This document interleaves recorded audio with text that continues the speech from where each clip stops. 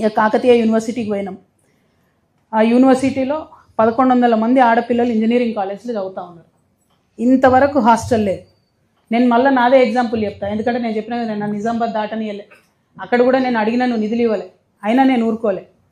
బిహెచ్ఈఎల్ని మాట్లాడి రిక్వెస్ట్ చేసి corporate social responsibility కింద 7 కోట్ల రూపాయలు తెచ్చుకొని మా పాలిటెక్నిక్ హాస్టల్లో ఆడపిల్లలకు హాస్టల్ చెప్తే కట్టించుకున్నాను. ఉస్మానియా యూనివర్సిటీలో అప్పుడు రవీంద్ర యాదవ్ గారు అని వీసీ ఉండే, ఆయన ఉన్నప్పుడు ఆడపిల్లలకు హాస్టల్ లేదంటే సింగరేణిని బతిమలాడు ఉస్మానియా యూనివర్సిటీ కూడా నేను డబ్బులు ఇప్పించాను. నాకు నిజంగా తెలియదు కాకతీయ యూనివర్సిటీలు ఇంతవరకు హాస్టల్ లేదు ఆడపిల్లలు, కానీ ఖచ్చితంగా ఎవరి కాలైనా పట్టుకొని డబ్బులు ఇప్పిస్తుంది. ఏదో ఒక కార్పొరేట్ సోషల్లో ఉన్నటువంటి మంత్రులు 2 ఆడబిడ్డలు ఉన్నారు, సమ్మక్క సారలమ్మలాగా సీతక్క సురేఖక్క 2 ఉన్నారు.